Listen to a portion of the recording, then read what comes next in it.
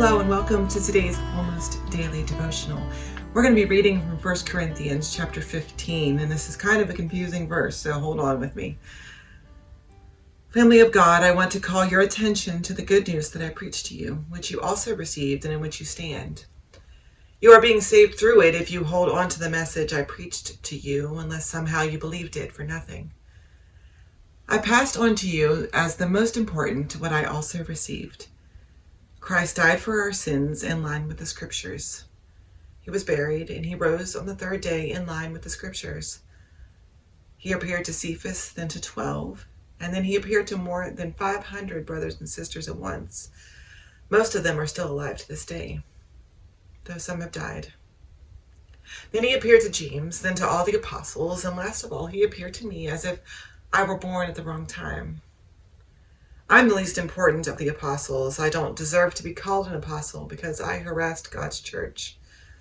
I am what I am by God's grace, and God's grace hasn't been for nothing. In fact, I have worked harder than all the others. That is, it wasn't me, but the grace of God that is in me.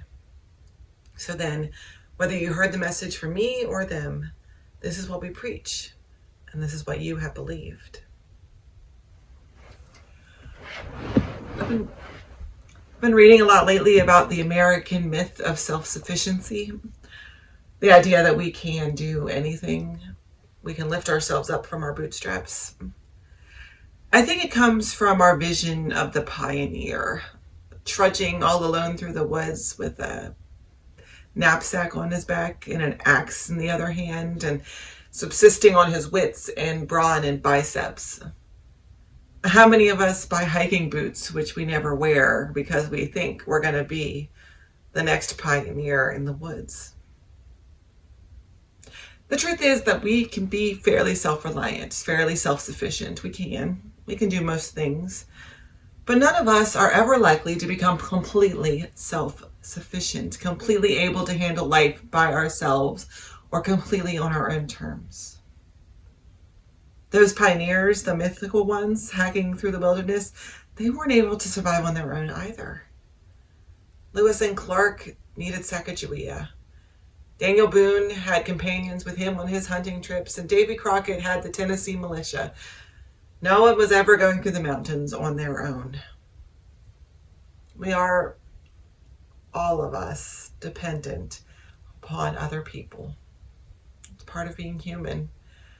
And the myth of self-sufficiency runs deep, and it's a hard pill to swallow when you come to the realization that no one, not one of us, has ever been completely self-sufficient. Not the settlers, not the Native Americans, no one. No man is an island, they say, and they are right. Paul reminds us here that we are dependent upon God. Each one of us needs God to sustain our lives, to redeem our lives, to bring us grace, to bring our lives purpose and meaning. We can't create that purpose and meaning for ourselves. We need God to guide us to them. Even if we could live entirely on our own, we still would depend on Christ. We'd still have to depend on Christ's life and resurrection for our salvation. We rely on God's providence to sustain our lives. We can't do it on our own. It's okay. It's okay to be reliant on someone else. It's okay to be vulnerable. It's okay to admit that we can't do everything ourselves. It's okay. Even if the only person that we can rely on is Jesus. It's okay to acknowledge our dependency on Jesus. It's okay to acknowledge that we need Christ's saving grace. It's okay to say we need help because we all sin and we all fall short of the glory of God. And admitting that doesn't make us weak or wrong or not good enough. It just makes us human.